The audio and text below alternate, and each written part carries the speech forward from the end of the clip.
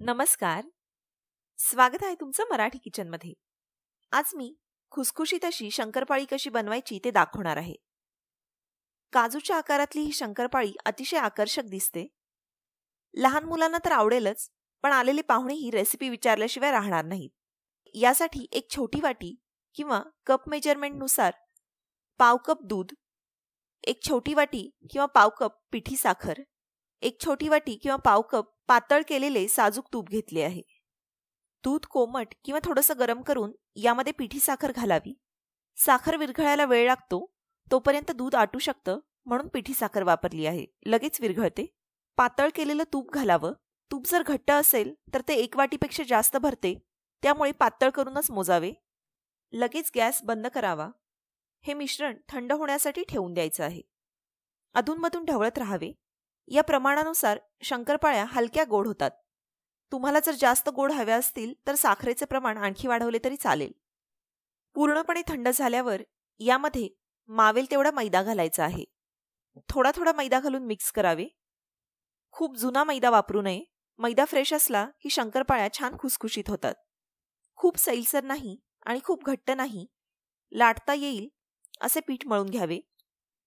या ठिकाणी cup मेजरमेंटनुसार 1.5 cup मैदा यामध्ये मावला आहे. तुपामुळे पीठ अगदी एकसारखे मळले जात नाही, त्यामुळे दाबून मळावे. मध्ये मध्ये असे थोडेसे लेयर्स राहिले तरी हरकत नाही. तुपामुळे शंकरपाळी छान खुसखुशीत होते. हे पीठ जर खूप चिरत असेल किंवा व्यवस्थित एकजीव होत नसेल तर बत्त्याने एकदा चांगले कांडून घ्यावे किंवा फूड प्रोसेसरवर फिरवून घेऊ शकता.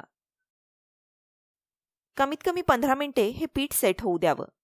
शंकरपाळी अगदी लगेच करण्याची आवश्यकता नसते. एखाद दुसऱ्या तासाने केली तरी चालते. पीठ पुन्हा एकदा मळून घ्यावं.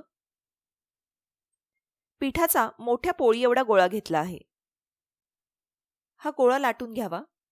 तूप भरपूर असल्यामुळे लाटताना काहीही लावायची आवश्यकता नाही. पोळी चांगली थालपिठाएवढी जाडसर ठेवायची आहे. काठ चिरले तरी हरकत नाही. फिरकीच्या चमच्याने किंवा चाकूने काठ कट करून घ्यावेत. साधारण इतपत जाडी ठेवली आहे.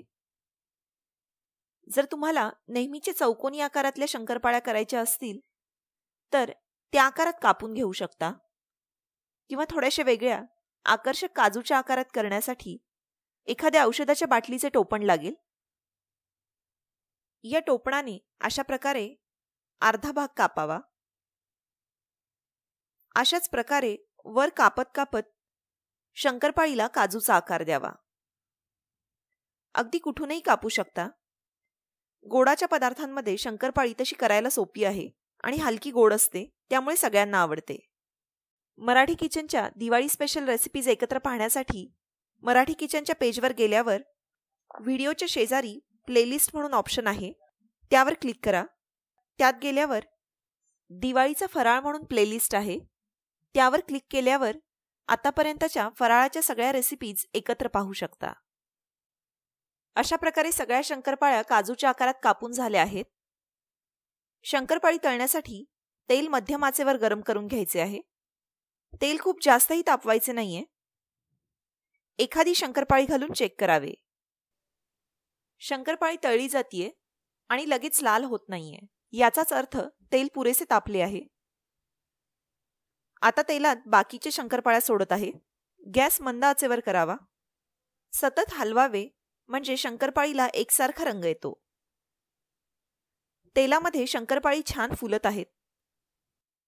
तेलामध्ये घातल्यावर शंकरपाळ्या जर चुकून सुटायला लागल्या तर गॅस बारीक न ठेवता थोडासा मध्यम आचेवर करून तळाव्यात. सतत खालीवर करत राहावे. मंद आचेवर असल्यामुळे हळूहळू रंग येतो आणि आतूनही शंकरपाळी व्यवस्थित तळली जाते. साधारण 3 ते 4 मिनिटे लागतात. खूप लालसर करायची नाहीये. खरपूस सोनेरी रंग यायला लागला की शंकरपाळी तेलातून बाहेर काढावी. शंकरपाळी तेलातून काढल्यावरही गरम असेपर्यंत थोडीशी तळत राहते, त्यामुळे रंग आणखी गडद होत जातो.